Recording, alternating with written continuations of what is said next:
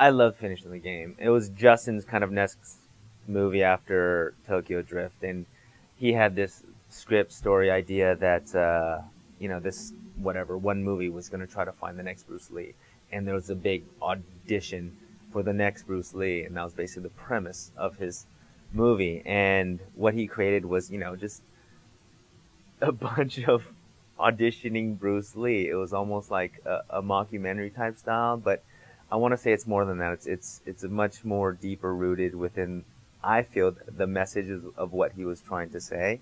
And I have a personal love for this film because I know Justin offered me this part of Mac Chang, and I have to say probably the best character, most funnest I've ever played. And seriously, and if you see this movie, you'll understand why. He gave me. How the fuck I'm gonna see it? I mean, it's 2007. It's not like it just came out or something. Right. Like, but when you watch this movie, I mean, you'll enjoy and appreciate it, and I do wholeheartedly, especially for the role that I played in it.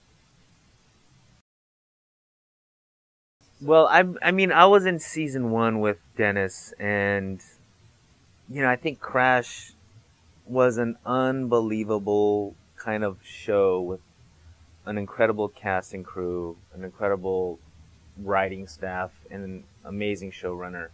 And it had everything that you would ever want in a show, to me personally, but it also had that kind of group energy, kind of family. Yeah, that ensemble cast, and everyone was kind of there for each other. And Dennis was a part of it. Dennis, was basically the figure of our show, in a sense. But I have a small Dennis Hopper story. Dennis Hopper is like a legend, and it was interesting. We went for some Crash works where multiple storylines, are kind of shot separately, and then somehow, some way, they kind of crash into each other. So we don't usually work together.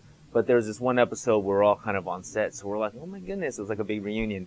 And we all went out one night and stuff, and, Dennis was kind of older, but he went along with us anyway and partied it up, and came up to me, goes, I'm going to go, Brian. And I'm like, okay. And I was like, how you going to get going? He's going to take a cab. And I go, no, I'll drive you. I had my car out there.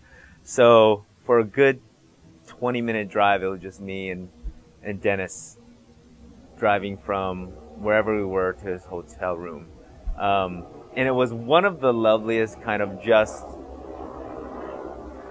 casual conversations I've ever had.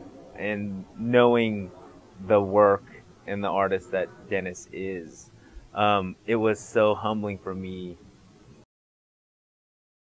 It was we call it a post-apocalyptic love story. It's not necessarily a horror film. If you see the movie, I play this character, Jax, who's completely left field from anything I've ever played again. Probably as far as the range and the scope of a character, it was truly, for me, character work in the greatest of detail and essence for the flux of a feature.